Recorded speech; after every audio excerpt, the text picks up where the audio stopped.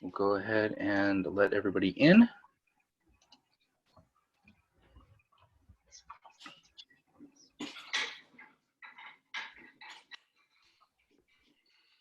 Yeah.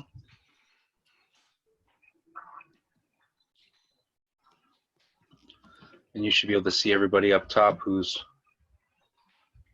coming. Hi, everybody.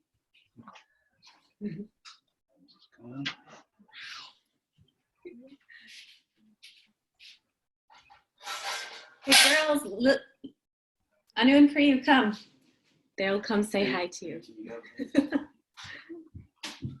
All right, we're all ready to go. Let's so welcome everybody to a Free Thinkers Corner, Books and More, coming to you live from northern or mid New Hampshire, camping, and nice rainy, cool day. But it is it's a great day to be inside and do our Meet the Author, featuring Rashmi Bismarck. A little bit about Rashmi: she is a certified physician, and she wrote this wonderful, wonderful book called Finding Om, and we are going to head and play the trailer here for you in just a second.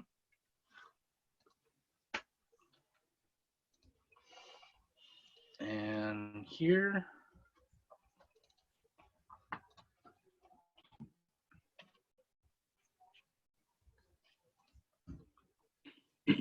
There we go.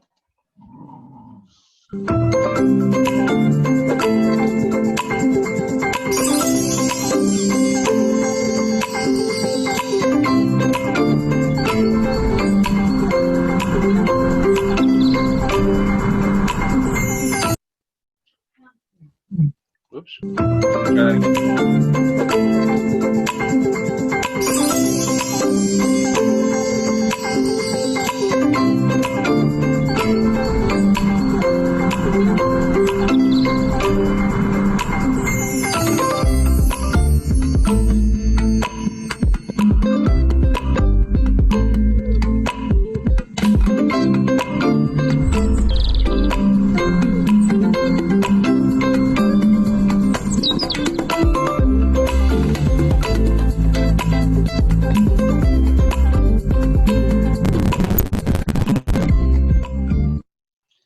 Says in stores in May, but we have it right here, right now at our store. You can go to freethinkerscorner.com and just look it up in the search bar. And I actually think it's still prominent right there in front on our browse page. But I'll introduce you to Dr. Rashmi Bismarck. Thank you, Chris. Hi, everybody. We have lots of family that joined us, so sending love to everybody. I'm Rashmi, and this is Pri. Say hi. She'll make an appearance in the book too. And so Finding Om is a book that I wrote actually based on my experiences sharing practices from part of our cultural and spiritual heritage with my kids. I'm also a mindfulness and meditation teacher, so that's what I do professionally as well. And I learned so much from sharing all of that with them that I was inspired to write the book. So before we start the reading, I thought we would do a little meditation practice together. And so this is one that we really enjoy doing because it's easy. It's called the hand breathing or hand breath. And what we're going to do is we're going to take one of our hands and take our other hand, and we're gently going to trace over each of our fingers. And as we do that, as we move up a finger, we're going to breathe in. And as we go down, we're going to breathe out. So we'll breathe in and out. And like that, we'll make our way all the way across our hand. So you guys ready to join us and do it? Are you ready, Pri? All right. So you can take one of your hands out and take your other hand, and we'll start with our thumb. And so as you move up the finger, taking a nice deep breath in. And as you go down the finger, breathing out. Breathing in. Breathing out, breathing in and out, breathing in and out, and up the pinky finger, breathing in, breathing out. Nice long exhale, and we're going to take this hand and place it on our hearts. And just feel, maybe you feel the warmth on your heart. And just take a moment here. And just notice what you're feeling in your body here. And maybe you will already get a sense of what finding Om is about. Because here you see the main character, Anu. What does she have? What is she doing? She has a hand on her heart. Hand on her heart. So maybe you already know what finding Om is all about. So let's read the book together and we'll explore. So Finding Om is a book that's written by me, Rashmi Bismarck. I'm the author. And the beautiful pictures are by a woman named Morgan Huff. She did all of the illustrations. And the book is published by Mango and Marigold Press.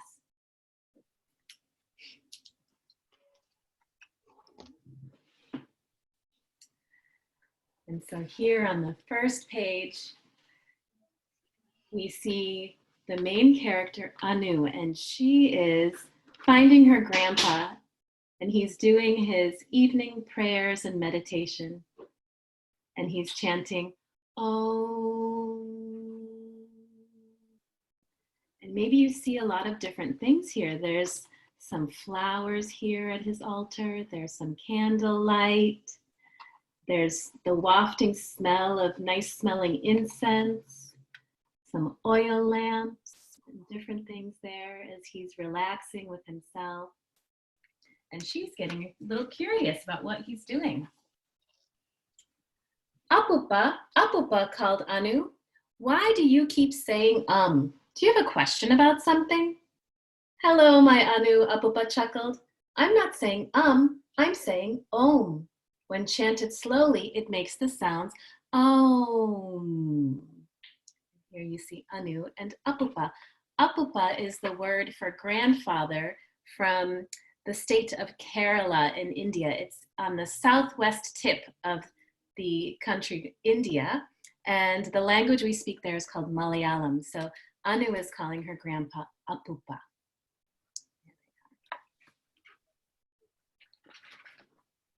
I like saying it, Apupa. Om, Om, Om. Anu felt the soft vibration of sounds fill her belly, chest, and head. It makes my body and my lips buzz. Om, sang Anu as she danced around the room.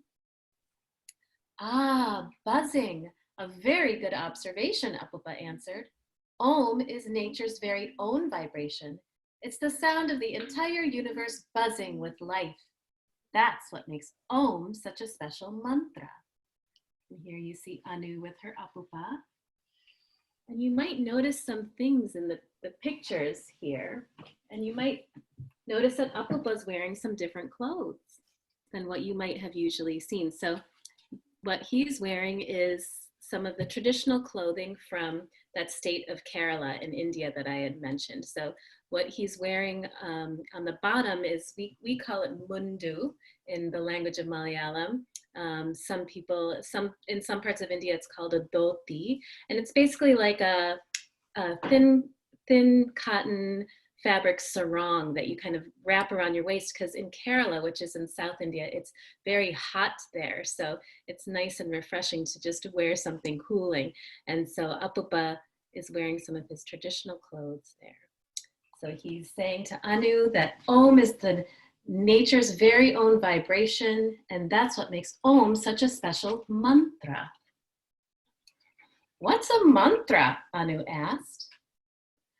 Mantra is an ancient Sanskrit word from India, Apupa explained. Man means mind and tra means instrument. A mantra is an instrument for the mind. Vibrations made by the sounds of a mantra are like music. The rhythm and song connect you to the mantra's meaning. Your mind, body, heart, and spirit sing in harmony. And here we see Anu imagining what that all means with her grandpa.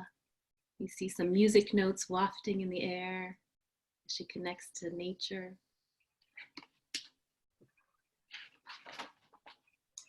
Anu was curious. So Apupa, if this mantra Om is really nature's vibration, does it actually connect me to the whole universe? And there she is, imagining herself in space. And she's with her little puppy. What a super question, Apupa exclaimed. Shall we make this an experiment and see what happens? Anu nodded her head in excitement. Let's do it.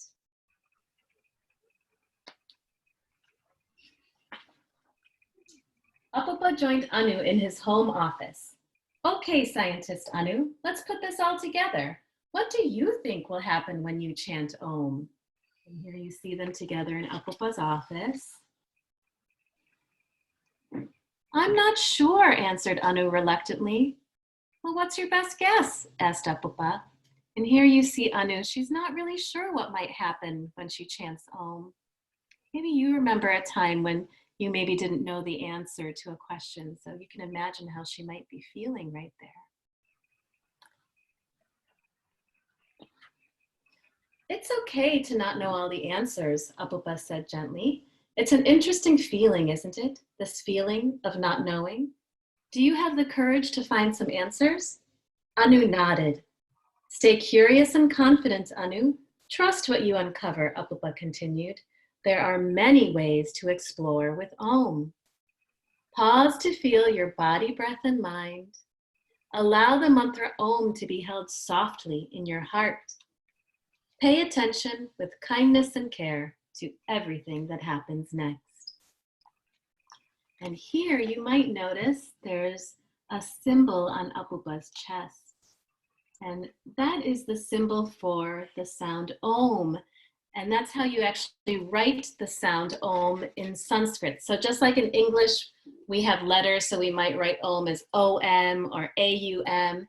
To write the sound of the word Om in the language of Sanskrit, that's what it looks like.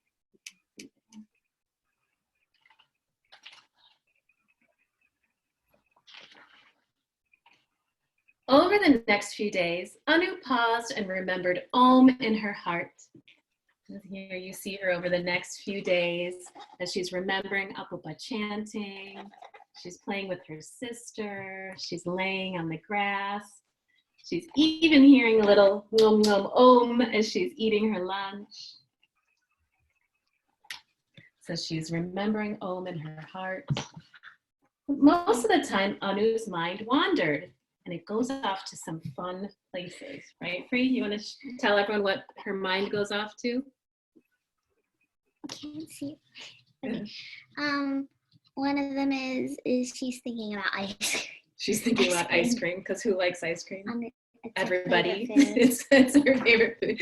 What else is she worried about up here? She's worried about me going into her pencil case. She's worried about you going into her pencil case, right? She says, is Pri using my pencil case? I don't know about you guys, but there was a period of time when these two had lots of fights over their pencil cases. And then what's this one? I hope I flushed the toilet. Oops. But every time her focus drifted away from Om, Anu noticed the mantra was like a natural reminder. A reminder she could gently bring attention back to sounds, sensations, and feelings right here with each Om. The more Anu allowed each Om to repeat, the more the thoughts in her mind slowed down. Though they never stopped, they didn't seem to grab her attention in the same way.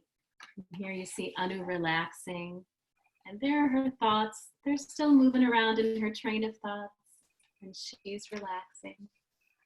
Anu's body was soft and still. Her heart felt safe and calm. Her mind was clear. Her spirit felt free. Her whole self felt focused on just feeling and being with Om. As Anu sat in silence, a thought popped vividly into her mind. Apupa said Om is nature's own vibration, the sound of the universe buzzing with life.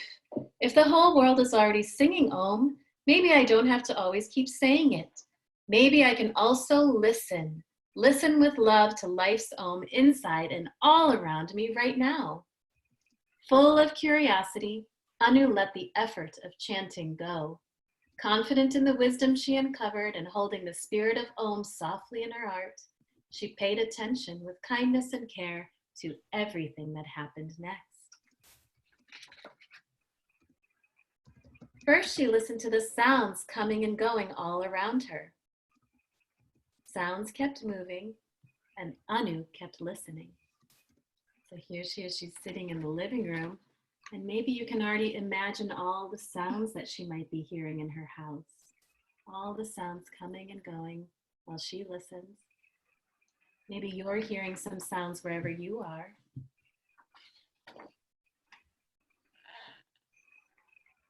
Next, she listened to her body.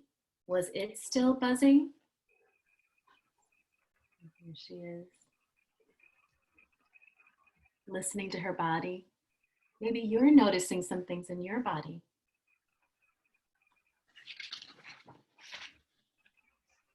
As a smile naturally settled upon her face, Anu observed that her thoughts were no longer scattered. She was simply noticing everything happening here all at once. Her heart felt light and open. She was happy, she was relaxed, and at the same time, she felt like she could do anything and everything. Anu's heart, body, mind, and spirit felt so full of peace, courage, creativity, and love.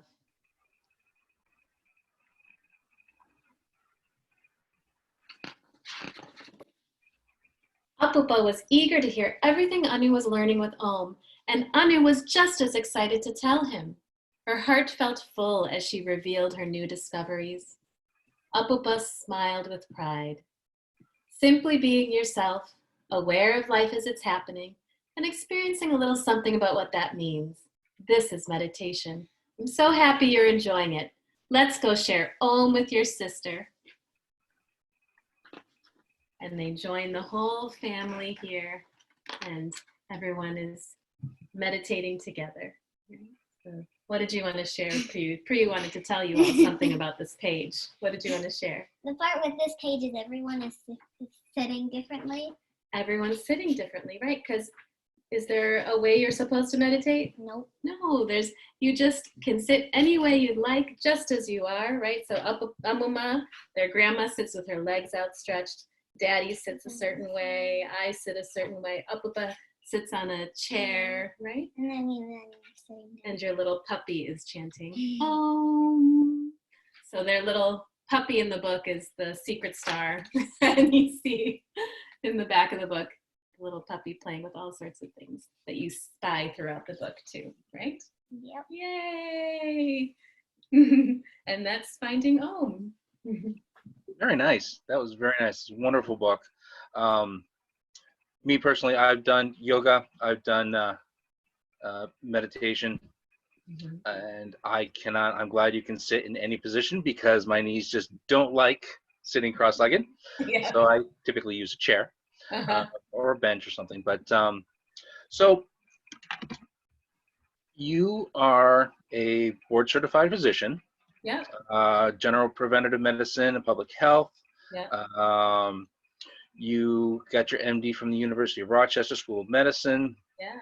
And you spent 15 plus years working training for personal experience training in mind-body modalities, lifestyle medicines, community health. You're a certified yoga teacher, as you mentioned before. What was it? Was it part of your medical training, or was it something more personal, maybe a family member who inspired you to write this book? Yeah. So, I grew up in a Hindu home, and so elements of yoga have been interspersed in our ways of being and some of our spiritual practices and things. So I had grown up, with the practices of contemplative meditation and different things like that. And as I grew older, this was something that I was always very interested in. And so I took a lot of classes on South Asian religion and medical anthropology and all sorts of stuff so that I could ultimately go to India and spend some time there with families studying Ayurvedic medicine and some of the traditional healing modalities in India. So before I went to med school, I kind of had this very immersive experience exploring all sorts of complementary ways to support our health and well-being. And that was also the first time that I really delved more into yoga psychology and more into the science behind the practice of meditation, and sort of began to cultivate that relationship with my own practice. And it helped me so much through all the stresses of med school. And throughout medical school, I had always kind of been drawn to all of these other aspects of healing beyond the,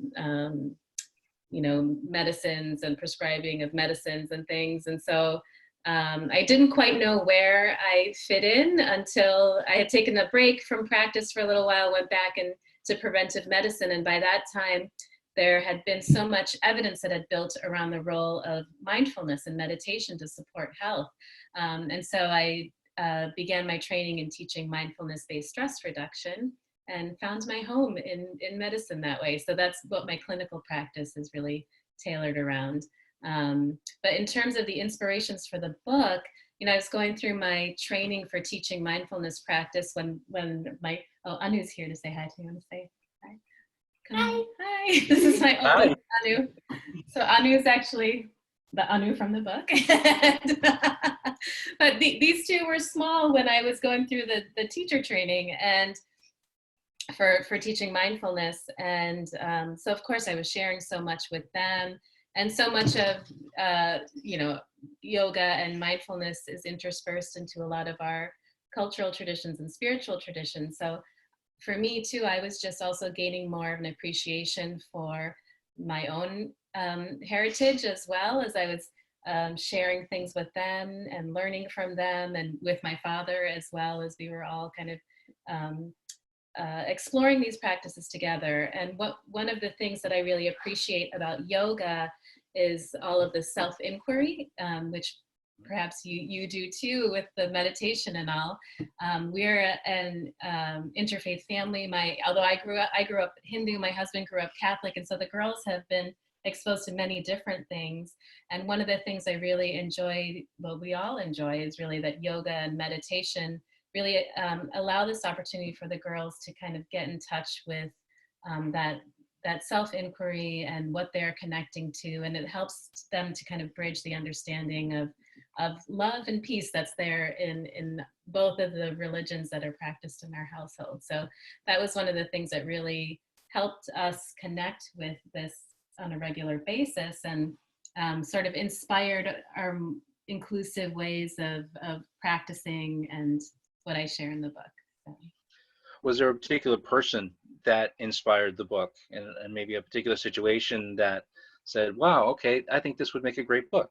Yeah, well, of course, my father, my dad is Apupa, and so he passed away actually a few years ago, and during that last year of his life, the girls and I actually moved in with my mom and dad, and so that was a beautiful time when the girls were really curious. I think Priyu was 4, Anu was 6, and he was also really enjoying exploring a lot of this philosophy with them. And so that really also inspired a lot of the book. And he actually, at that time, we were accumulating books on, different books from Indian heritage and African and Zimbabwean heritage. My husband's from Zimbabwe. And also books about mindfulness. And my dad was looking through them. I, got a big box from Amazon. He was like, oh, there's all these great yoga books and mindfulness books, but none of them sort of share any of cultural aspects around it. And so at that time we had sort of talked about, oh, wouldn't it be fun to create a series of books that kind of shares a little bit more of the cultural elements and roots of yoga in that way. And so that's kind of, I'd say he kind of planted the seeds for sure. So. Why a children's book? Why not an adult yoga or meditation practice book? What was it about the children's aspect of it that drew you to that? Yeah, that's a great question. Because I love writing, and so I do enjoy writing, and I have written a lot, like academically, but what I loved about expressing this with a children's book is just that I was able to express a lot of what I was learning with the girls, and how these practices can really be things. You don't need to go to a yoga studio to do yoga, or you don't need to necessarily have, all of that structure that sometimes gets shown in media around what yoga and mindfulness is. All of these things actually are embedded in different cultures and can just be nourished as families at home. And so I wanted to be able to share a little bit of that. And picture books are such an art form in themselves, with all the beautiful illustrations and things that you can describe in pictures that sometimes you can't in words, right? So it's a beautiful medium to be able to share that. Yeah. Weren't we like 6 when we were I 6 when we moved here? At that time, yeah, you were 5. You said I was 4. 4 or 5, around that. You guys grow so fast. So. Yeah, they grow so fast that it's hard to keep track. I know mine, like I said, going to be 20, and another one's 23. It's like, where'd the time go? You know? Right. So you've been to India, you've been to Vietnam, you've been quite a few places. Do the different cultures have an influence on your book, on your story? Oh, that's a really good question too. I think more so what has inspired the book itself is probably the cultural elements of our immediate family. But for our family overall, we've learned so much being everywhere that we have been, in terms of also just seeing how that aspect of connection to family, connection to that peace and aliveness and nature. I mean, those are universal things throughout every culture that we've experienced, you know, which is what I think is beautiful and shared across the world. I also read that you studied under Jack Kornfield. Yeah. I've read quite a few of his books, very inspiring. Anybody else that you've studied under? So I'm in a training right now with Jack Kornfield and Tara Brach. And who Tara Brach was she's, for those of you who may not know who they are, they're both leaders in in Western Buddhism, and they're both psychologists as well. And I was really inspired a lot by Tara Brach and her books. She's got some wonderful books as well. As I was exploring mindfulness academically and as a physician, you know, it was interesting because, of course, I grew up with a lot of these philosophies embedded, you know, in our culture and our spiritual teachings. And then when you're approaching it academically, it's a little bit different, right? And so, you know, even the word mindfulness, for example, the word mindfulness has been translated from a word sati in Pali, which is the language of the time of Buddha, or smriti in Sanskrit. And those words mean memory or remembering. So it has to do with not only like rote memory and recalling, but actually this kind of more deep remembrance of our presence and our awareness.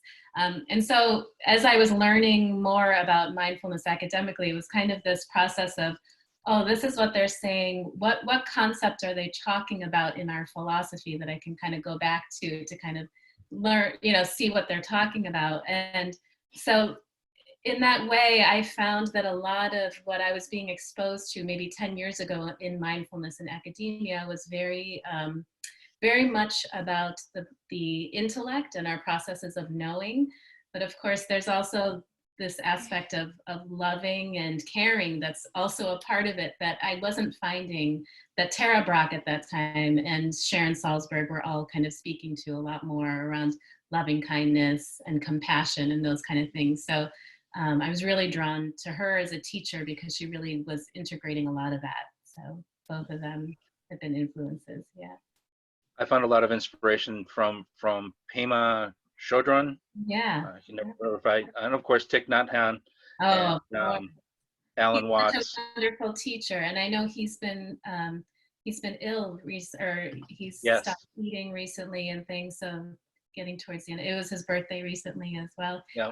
Thich Nhat Hanh is a teacher from Vietnam who fled during the Vietnam War and took refuge in France, and so he's there now.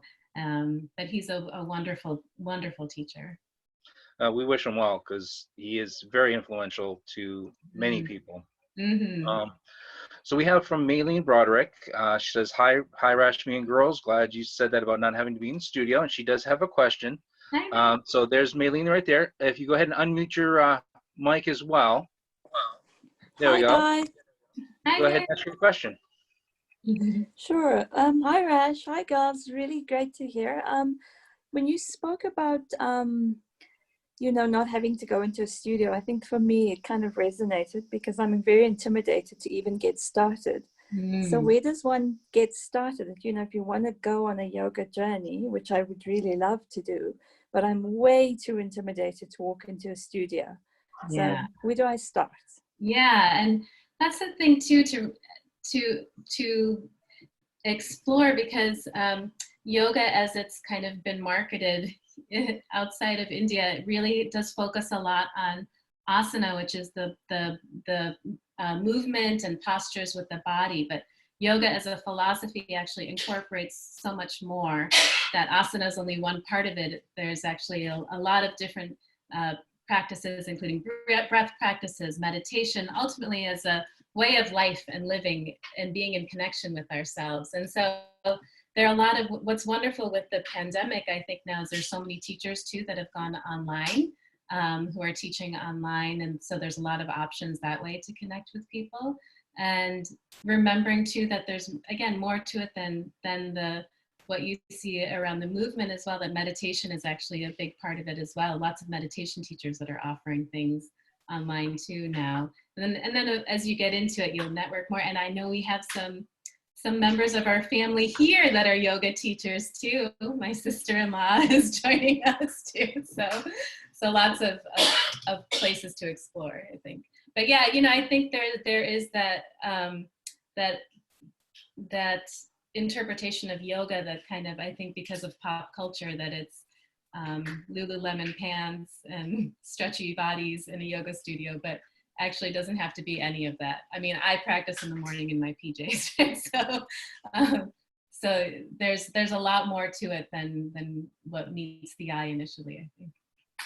Yeah, I had a video, a little DVD player that I would take to my other job and set it up, and we had a little weight room, physical activity room there, and I'd do that first thing in the morning before my shift started or afterwards. So yeah, it can be done pretty much anywhere. And one thing you said is meditation and yoga, it's more of a lifestyle, a way of life. It's not necessarily a religious thing, which is one of the misconceptions, especially in this country. I don't want to get off on too much of a tangent, but you hear stories in schools about parents getting upset about teachers who are trying to, especially with children who are a little over exuberant, but it does definitely help. Yeah, so I mean, I talked about mindfulness being about remembrance, and yoga is really about the interconnectedness and connections. And so those ideas of connecting to ourselves in wholeness, remembering our presence, our awareness, those are things that are global, that are there. Yoga philosophy, Buddhist mindfulness philosophy have created a science basically around how we connect and remember to ourselves. And there's nothing, you can tie in anybody's spiritual beliefs into that if you'd like, and or leave it out. So that's the beauty of it. The heart of it is really that way, connection and remembrance of our ways of resting and our ways of getting curious and caring for ourselves, I think, is really what's at the heart of it. We have Christine Bismarck, I'm assuming a relative. Christine, if you'd like to go ahead and bring up your microphone and video, she has a couple questions for you. Go. Hi, everybody. How long did it take you to write the book? Oh, good question, Sienna. So this book, so I actually had written a book before this book. And when I sent that book to my publisher and I started working with their editor, there was an introduction to that book that was like about, well, what's meditation? What's yoga? And she planted the seed. She said, well, actually this introduction could be your first book. And so when she said that at first, I was like, oh, how am I going to make that into a first book? And then that was a summer a few years ago when we were here. And it was actually the summer after my dad had passed away, and we had come home from the UK that summer, and probably a few weeks before we came to your house. and, and as I was sitting, I had meditated, and suddenly this idea came to do a story around the mantra Om. And I probably wrote the initial story I wrote within a matter of a few days. And then after that, spent some time editing and thinking about the words, and then more time getting curious about what I might want the illustrations to look like and all of that. So although although the words were probably written in a matter of a few days, all of the rest of the ideas and how to put the book together and all the pictures, as you know, took almost a year with all of that. So yeah, great question. I had another question. Any advice on how to get children started with yoga as far as the basic portion? Yeah, so that's the other thing, like I was mentioning, there's so many great resources online for kids yoga too. There's Yogi Beans is a group from New York City that is doing a lot of online stuff right now. And they're on Instagram too, and they have a bunch of things I know that they post on Instagram. And I wonder if there's any local kids yoga places nearby you, wherever you are. And there's in the UK, what was that called in the UK? Which one? The one with that girl, Jamie? Oh, Cosmic Kids Yoga. That was the other one. And again, those offerings, I think that I don't know if Cosmic Kids Yoga does, but I know Yogi Beans has classes that you can sign on to with Zoom and stuff like that. So there's more privacy and all that. So a lot of different places. Thank you. That was the one thing about this pandemic, is a lot of things went online, so it makes it a little, my dog in the background here, the joys of camping when people are walking around and stuff and you've got dogs. Anyways, now everything a lot of stuff has transitioned to online. Yeah. And I think made things more accessible. Yeah, absolutely. Absolutely. Even I'm teaching for a yoga teacher training that was supposed to be in Bali, and I'm missing out going to Bali. But now that it's online, actually, as you said, it's making it accessible for so many more people to be able to join, and also that sense of community, because I think there can be a lot of isolation and feeling lonely right now, and we're all not able to get together in the ways that we used to. So it's about learning how to, remember these connections in different ways, like we're doing right now, even.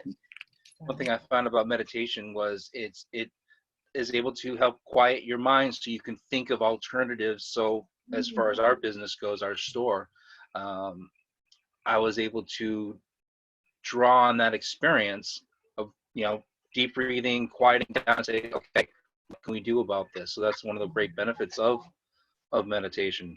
Well, meditation and yoga helps us to contact those deep places that we already have of knowing and caring. And, when we can be with our ways of knowing and caring, then all the good stuff bubbles up, our creativity, our wise decision making, all of those things we're able to contact, which is really lovely. That aspect of mindful meditation, is that what drew you to mindful meditation instead of another practice like Theravada, Mahayana, or any of the other type of practices? Yeah, that's a great question. So I grew up practicing more devotionally, and had a mantra-based practice. But as I was exploring, like when I went to India, for example, and exploring more through yoga, also incorporated a lot of these mindfulness practices. So mindfulness practices that are, for those of you who are joining, just to delineate some differences here. So mantra-based practices will utilize, just as we talked about with finding Om, a mantra or a vibrational sound as a focus to help focus the attention. But like sound, there's so many things that we can use as an anchor for our attention. So in a lot of the mindfulness practices, it's using our senses. So, using the coming and going of sounds, using an awareness of sensations in the body, or an awareness of breath, which is also there in yoga too. So there are all these just different ways of connecting. And so they're all interlinked. And I think that's the other thing. I think when oftentimes we can get dogmatic about, oh, a certain school or a certain tradition, but in South Asia, or in my experience and what it has been in my home, is actually it's this intermingling of all these things. They were all, if you think about ages and ages ago, they were all also contemporary philosophies that were kind of blossoming around the same time and influencing each other. So they're really all interlinked. When I do teach professionally, what I've loved about mindfulness practices and practices that really just connect us with our senses and what's here is it helps us to kind of understand our ways of paying attention to what's here, whether that is within our experience, whether that's in the body, in our mind, or in our emotional heart space. It kind of helps us to develop that understanding broadly of who we are, and these ways of knowing and caring that we were talking about. So, and again, as you brought up that point of religion, it takes away from that uncomfortableness that people might feel, for example, with a chanting Om, which doesn't, although this is beautiful, and I'm sharing this because this is a part of of my culture and heritage. You don't need to chant Om to meditate. As you read in the book, there's so many ways to kind of connect with that aliveness that's here. And I think ultimately with meditation, it's all about just finding what you are drawn to and going from there. Yeah. And just like yoga, it's meditation is a practice. You have to practice at it. And some people, I've heard people say, oh, I can't do that, my mind's just too busy, I'll only be able to sit for a couple seconds. And I was only able to sit for a couple seconds, and it worked into minutes. It worked into not quite hours, but quite a long time anyways, so it's something you work at, which will get longer and longer with each time. Absolutely. Yeah. Even just a minute of sitting with breath can be helpful. Or even just, we did that hand breathing. That must have been just a minute, right? And maybe all of you noticed a little shift or change within you, or a connection to something else. And if you think about it too, when you how you say you get angry, you say you stop, you count to 10. That in itself is a meditation to bring you back to center. And so in essence, for 10 seconds anyways, you're meditating. Because mindfulness, really, the practice is all about paying attention on purpose and inviting attitudes that support us being able to pay attention. So it's like the openness and patience. And so if we're doing those three things, the paying attention, inviting some kindness and care, and doing it purposefully, that's a meditation right there. So. Yep. Andrea, if you want to go ahead and unmute your microphone and bring up your video here, Andrea has a question for you.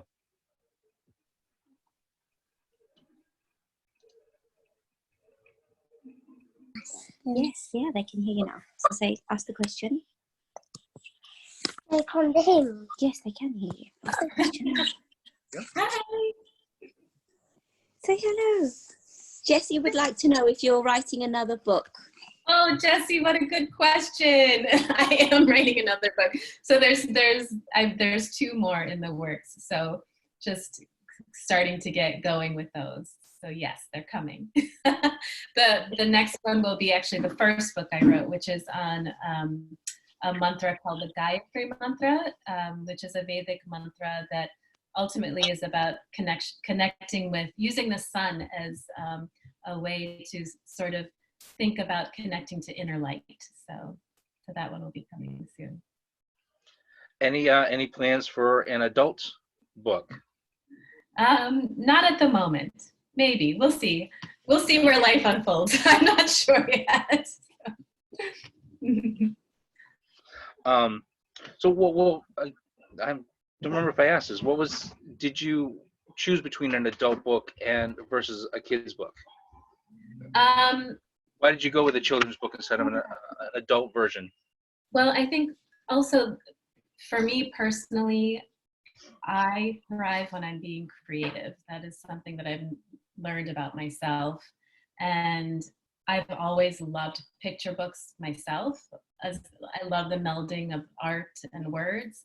And so, the decision to do a picture book was really kind of a little selfish, I guess, because I wanted to explore to see what would happen with a picture book and what could be created, what would be possible. But beyond that too, I think there's so much value in sharing these practices together as a family, that they can be, you know, as you as an adult have appreciated things in finding Om, you know, as a kid, I'm sure that there are certain things that perhaps little ones are attracted to, whether it's just the art for now and sensing into that embodiment that they see in the pictures. Yeah.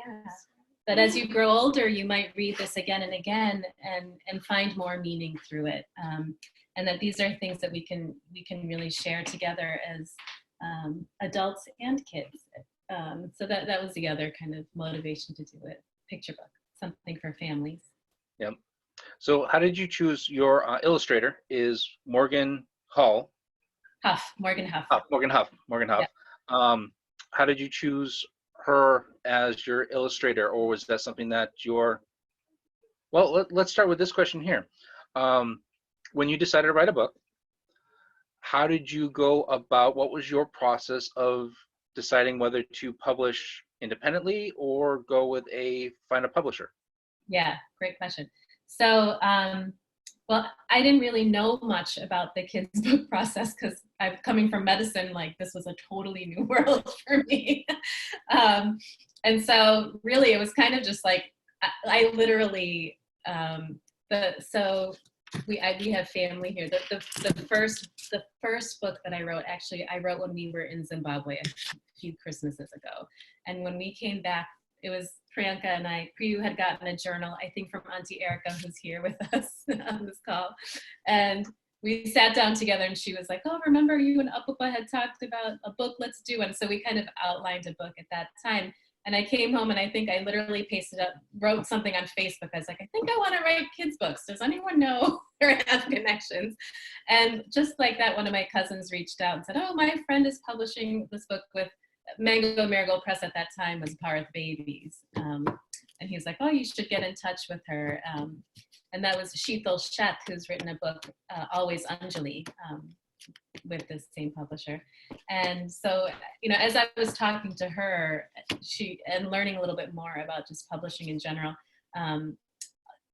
she really spoke so highly of my publisher and how much of a family feel it was, and how for her as an artist and creative, she felt like she had a lot of control over what was being produced, versus a bigger publisher where sometimes they might buy your story and then they'll pick the illustrator and do all of the art direction. And so you kind of lose a bit of that connection sometimes in some of the bigger publishers. So because this book was featuring our family and there were so many different cultural elements that I wanted to be sure were included, everything from how we looked to the decorations that were in the house, to kind of bring all those, the cultural elements, both from my family and my husband's family together.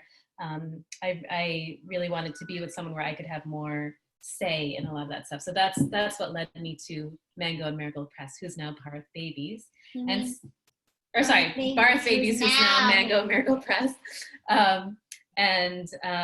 You know, once I was working together with them, then it was kind of like looking at illustrators, which was so much fun. I think we spent a whole month looking at a lot of different people's portfolios and different things. And actually the girls really loved Morgan's art.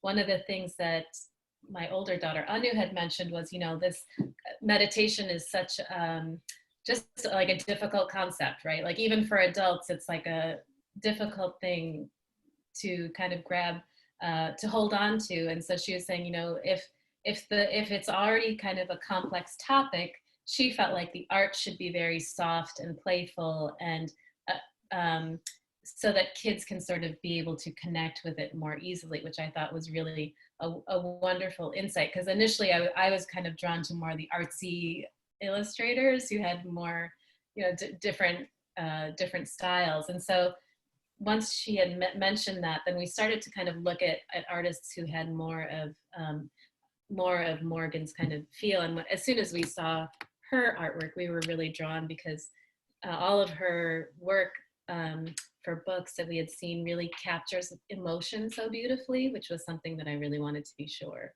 was there in these books. So that was what attracted us to Morgan, right? Yeah. How much influence did you have on the illustrations? How much input? You had a lot. You can share. So pretty Was much. it a whole big family affair where you all got together and went over the pictures and the illustrations and even the text and stuff and put the whole book together as kind of a family? Yeah, because a lot of the descriptions, a lot of the descriptions were actually direct sort of things that came out of inquiry after we practiced. So after we practice meditation, usually we all talk about what we experienced. And so some of those descriptions were actually Pre's direct words and experiences. And this page of thoughts was some of your thoughts and Anu's thoughts. And then she even was very particular about certain things. You want to share with everyone on this page?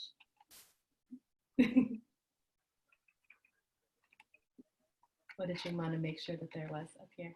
Unicorn. A unicorn. She said, well, on the train of thoughts page, there should be a unicorn. Because unicorns, everyone thinks about those. Everyone thinks about unicorns. Something that kind of has to be there. It has to be there. So. Yeah. Did you have a certain time that you like to write, or when you wrote the book? Was there moments when you got what was your whole process of writing the book? Yeah. So for me, generally, I find my creativity and just writing in general is really, I'm connected to it really after, in the morning, like after meditation practice or whatever I've done. And so usually morning time is my time for writing. So I usually journal or do something, at that time. But that being said, I'm a night owl sometimes too. So sometimes it's after everyone's gone to bed when that happens too. So how long did it take you to write it? So yeah, so this book really, as I mentioned, it was just a couple of days with the writing. But then the thinking about thinking about the illustrations probably was a while. I'd say a few weeks. It took us a few weeks to kind of think about. And then when the editor came, there was a few things that you did change. Yes, and then with the editor, after the editing and stuff, some ideas, because we did have. We didn't know what all was possible, right? So we threw out every idea we could for illustrations, and once the artist and the editor were working together too, there were some things that were changed. But yeah. With your forthcoming books, are you planning on using a publisher as well, or are you going to go more independent this time? No, I'm hoping to stay with either with Barth Babies or somebody else, or sorry, Mango and Marigold Press. Yes, sorry, they were Barth Babies, and then they expanded to Mango and Marigold Press because they are now expanded to beyond picture books. So now it's middle grade books and other novels and things like that, which is really exciting to sort of share stories of the South Asian diaspora. Sweet and savory, that's the Mango and Marigold. So. Besides the story itself, because obviously the story is the big important thing, about what was one of the most important things about, or for aspiring writers, what is one of the most important things other than the story that they should focus on? Be they independently published or finding a publisher? Yeah. With regards to finding a publisher? Is that what No, either they go the publisher route or they go independent route. What's one of the most important things about a book, putting a book together? The cover art, the illustrations, if it's illustrated, the format, that type of the editing. Yeah. I mean, I think for me, when I think about that question, it's staying true to yourself and your vision. I think that's probably one of the biggest things, which for me was, I think always remembering what your message is through the book and allowing that to sort of, the way that you might want to impact your readers and allowing that to sort of guide decisions has been really helpful for me. So I think kind of always staying connected to that can be really helpful. And you mentioned you put the story together in just a couple days. Did you have people read it before you submitted it? Beta readers? Are you doing that with your next books? So with that first book, it was a lot of family reading it, and some of our family friends and uncles and aunties, and just to also get feedback too around philosophy and things like that. And with the next book, it's a bit of the same. Now that I've been writing, I have a lot of author friends, and so we have critique circles where we share our writing with them. So this next one, actually, I've had a few of my writer friends look at already, and so that's been a fun process. That was one of my next questions was, do you have a community that you kind of go to?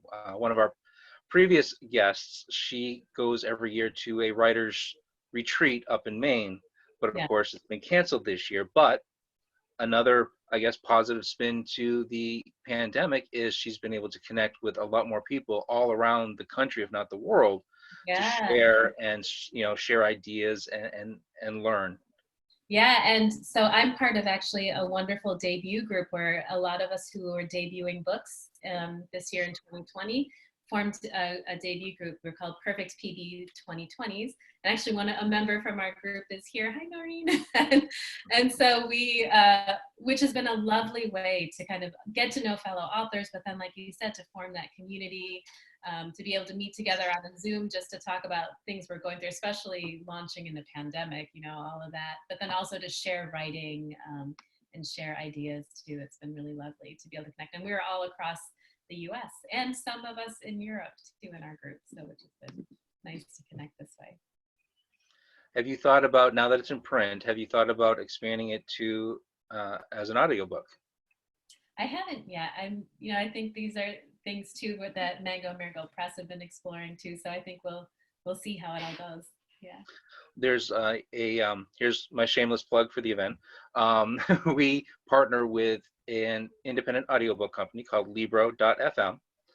So something to bring up when it's time or watch for. One of the things with Audible, which is an Amazon product, is that they have an exclusivity clause. They may, where we have a couple of books in our store that are now available through Libro, but only after was like 3 or 6 months. It can only be exclusively through Audible. Yeah. Something to watch for if you're interested because there's a lot of people that are now switching to Libro, which a portion of sales come back to us if they go through our link, and they can choose other bookstores. But if it does get put into, or let me say, when it gets put into audiobook format, who would you want to read it, an adult or a child? That's a good question. I haven't thought about that. What do you think, Pri? Probably. What would you like to hear? I would think it'd sound good coming from the perspective of, maybe a middle grade. Yeah. Or somebody that at least sounds that way. Yeah. That's a good question. I'll have to think on that. Can you think of anybody in particular, like a TV star, movie star, radio singer, songwriter who would you like to be as a voice?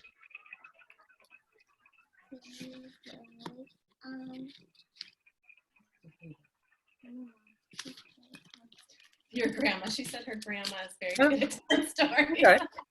Okay. No, that's great. Great. So what do you like to read? I have really been enjoying picture books, and actually I just got this one this week, which is beautiful, All Because You Matter by Tammy Charles. But adult-wise, well, you guys have been reading some fun stuff, right? For middle grade novels, they just read American is Khmer Pie by Supriya Kalkar, and my older one is reading another book by her called Ahimsa, which is set in the partition time in India when the British were leaving. And what else are we reading now?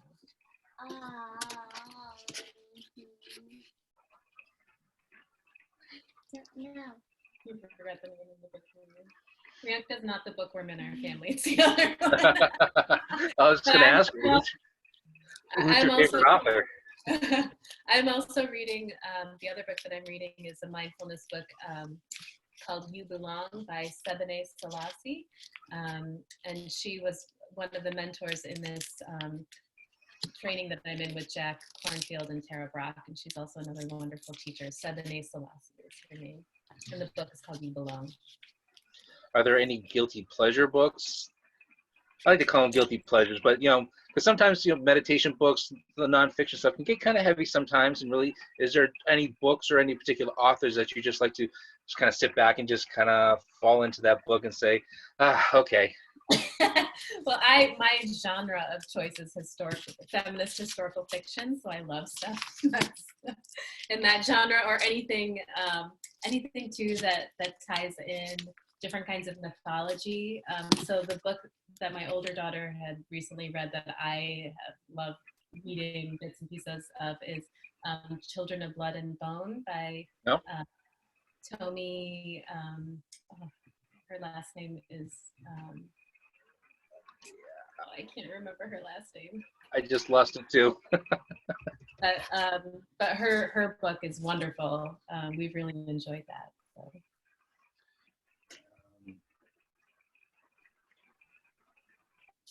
Tomi Adeyemi. Adeyemi, yes, Tomi Adeyemi. Yeah.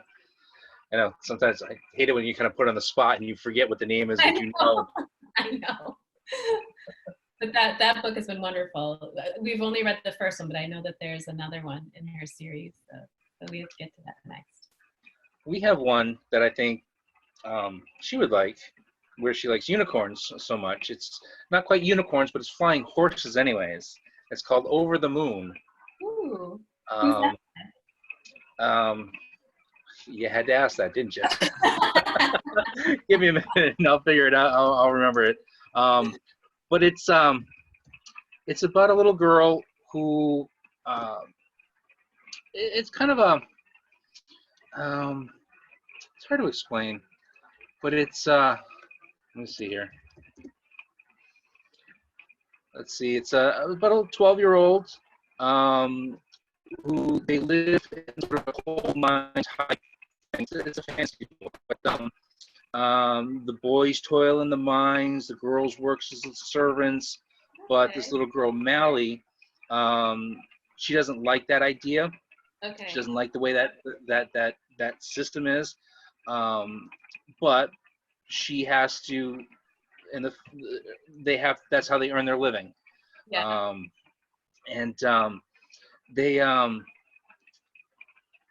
But she hears about this thing called dust, and how things were before the dust came, and so she joins a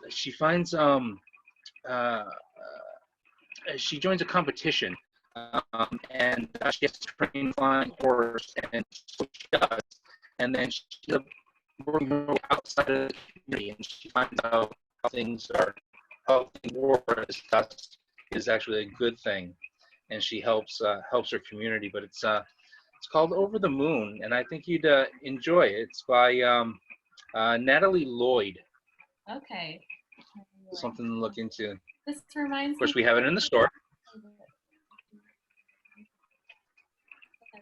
There's another book by a British author. The one that she was in the play. But anyway, your book sounds good too. This sounds good too. My sister-in-law was just writing in Roll the Thunder, Hear My Cry. And I know what. Yeah, my older daughter loved that book too. That's a classic. That's a good one. Yep.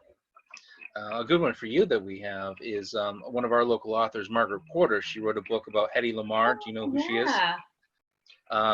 It's called Beautiful Invention, but it's historical fiction. Yeah.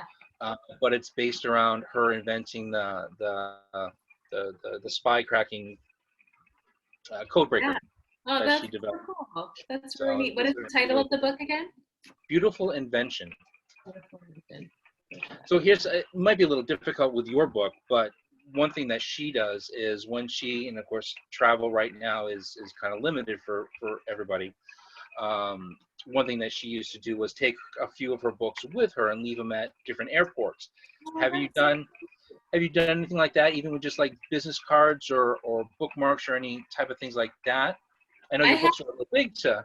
Yeah, I haven't, but that's a really great idea. I love that. Though we haven't been traveling very much either, so but soon when that can happen. Yeah, that's a great idea. That's great. That's great.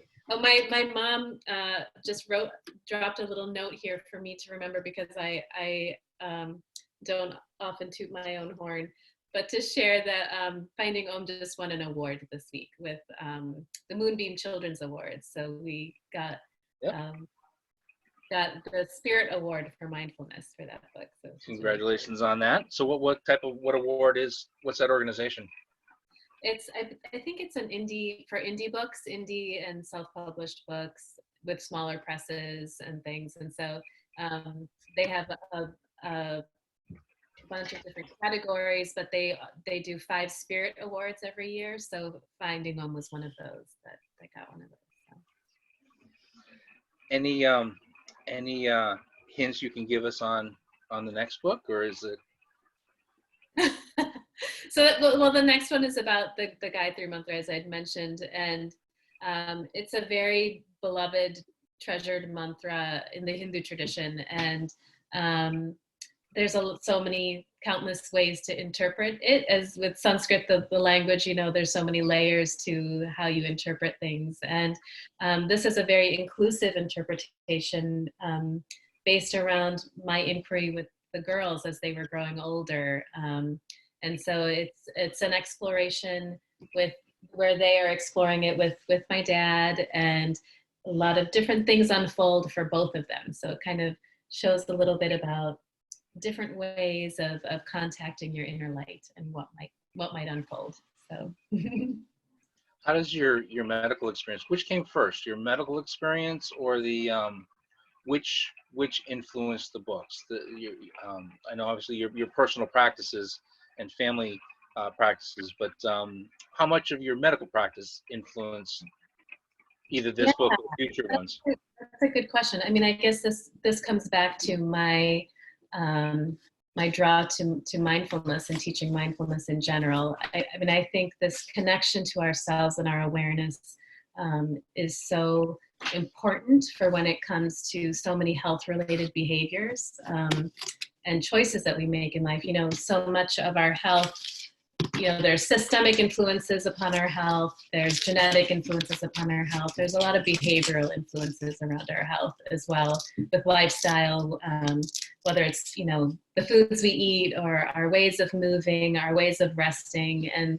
so connecting with our awareness, to me, it really kind of sits at the heart of a lot of that decision making, of us being able to understand our needs and to make choices that are wholesome, that can support us. So that's one of the reasons why I was really drawn to teaching mindfulness, not only as a way of helping us find that restfulness from where we can touch spaces of healing, but also those spaces within us from where we can make wise decisions for ourselves and for our communities. So, that was really at the heart of it. And I think that with mindfulness, as I'd mentioned, there were so many books out there that talk about mindfulness philosophy from a psychological perspective for kids, with handling emotions or, any of those kind of things. But I wanted to also express that it can be something, there doesn't always have to be a problem to connect with ourselves. I don't have to just have a tough day and then need to connect with myself. But these are things that we should be nurturing, this connection to ourselves. And the more and more we allow ourselves to kind of remember that connection to our presence and our awareness, the more we are able to contact it when we need to in those times of struggle too. So I really think that it's really interwoven with our health in general.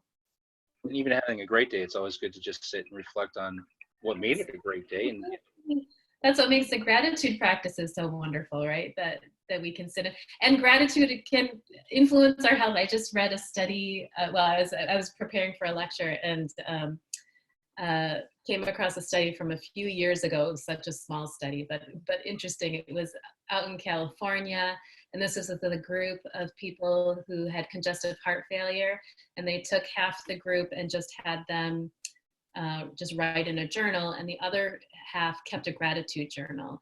And the people that kept the gratitude journal had more positive shifts in things like heart rate variability and other physiologic changes, which is really interesting. You know, of course it was a small study, but just that little impact of how gratitude can not only help us feel better, but maybe even impact our physiology in good ways. So we have one local author who did a book about, she's a nutrition expert, nutrition health. And so she put together a book of stories from those who survived cancer, and how they changed the way they eat, changed their outcome. So obviously diet has a definite effect. Absolutely. All of these things are all interrelated, you know, definitely diet and movement and rest all play a part. I think this one's getting hungry, so she's going to go get a snack. You want to say bye to everybody? Oh, it was a pleasure meeting you, and hope to see you in person someday. Okay. Sounds good. But yeah, you know, they're all so interlinked with health. Absolutely. Have you done, you mentioned that you do lectures. Have you ever done any TED Talks or ever thought about doing those TED Talks? I haven't done a TED Talk. That would be fun someday, for sure. What are the things you talk about? Is it your medical practice, or is it your spiritual practice, or kind of a combination of the two? Yeah, a combination. It could be a combination of that and all these experiences with book writing as well. I think I've learned a lot in that way too, for sure. I think if I had one message, if it was a TED Talk, it would kind of be underlying, you know, that this importance of creating that connection to our restfulness and our inner knowing, and how much that we can really have control over our not only our personal health, but our health collectively too, in terms of, again, connecting to those spaces from where we can not only change the way we see things, but the way that we're interacting with each other, you know, allowing our actions and what we see and our intentions to sort of align. Because as we know right now, there's so much divisiveness that's happening globally, and that all impacts our health too. So thinking for ourselves and collectively, I think is really important. Now, you had mentioned a while ago and that you do lectures and workshops, one-on-one consultation classes, group mindfulness, lifestyle classes. Do you do these in person or more online? Yeah, I've traditionally done them in person, but now we're having to go online. Yep. So I'm actually doing a round of mindfulness classes for the teachers at this school that my kids go to starting in 2 weeks, and that'll be all virtual. So I'm starting to learn Zoom. So I think as soon as I do this class virtually, I'll be more, I'll be ready to do that more. And also teaching for a yoga teacher training over Zoom in the next couple of weeks too. So that'll be, once I get get over my Zoom fears, I think it'll be a lot better. And now you have these classes listed on your website. Can anybody from around the world join your classes, or? So as of now, like what I'm doing here with the school is just here for our local community. And as I'd mentioned to you, Chris, we just moved back home to the US from the UK last month. So I'm still kind of getting myself set up, but as soon as any of that starts happening, it'll go up onto my website for sure. Good. So I'm sure a lot of people would like to, another outlet for people to join. And the yoga stuff I teach with a yoga school called Yoga Medicine with Tiffany Cruikshank. And so that her Yoga Medicine is her yoga school, and a lot of it has now gone online because, you know, now that a lot of the trainings have had to be canceled, she's basically been throwing everything on virtually. So her 200-hour training, a lot of the 500-hour stuff, because Yoga Alliance is now allowing for this virtual kind of training to happen for now anyway, so which is great. So is Anu making enough for everybody? That was pre, but I don't know, hopefully. I hear the toaster. So. So we're almost at time's end. If anybody has any other questions, feel free to raise your hand or type it in the chat. Same thing on the Facebook Live. Is there anything else you'd like to plug about your book, your practices, yourself? Yeah, so the book the book can be purchased at any favorite local indie bookstore or with Mango Marigold Press, and let's see what else, all the yoga stuff, right, with Yoga Medicine, and then my website, which is oh gosh, what's my website? My husband's rsbismarkmd.com. So that'll be where you can find any new book events or when I start doing Zoom classes and all that. So what I'm going to be doing with the kids' school is an intro to mindfulness practices that incorporates children's books for each session. So it's a series of 6 classes where we incorporate picture books that align with the theme for each class that day. So once I get going with that, I'll probably have that on Zoom at some point too. So. Have you thought of making that into a program for other schools who wish to, like on a DVD or stream or something for other schools? Yeah, possibly. We'll see where things unfold. I think for me, I also love the in-person and connecting with people as well. When I'm teaching, it's not only a transactional thing where I'm just teaching the practices. We teach and then we discuss. And so a lot of the magic, I think, of any of these practices unfolds in the discussions and inquiry that can happen afterwards around what we feel, what we notice. So I think that's where a lot of the juiciness and fruit of the practice is. So I would love to be doing more stuff like that online and interacting with people. So we'll see how it unfolds. One thing I like to do is definitely plug other independent bookstores. We're just struggling. Obviously, the big online retailer that shall not be named.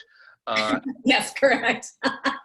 Is taking over everything, and the way they sell their books at a loss, really, to get people to buy other stuff and get it into the collective unconsciousness, really, that they're the go-to for everything.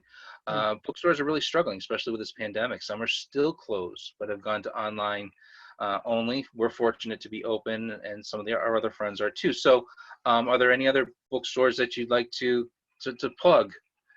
Yeah, so actually just near us, so I'm in upstate New York, and just near us in Utica, there's the Treehouse Bookstore, which is here, which is a close one, but right here.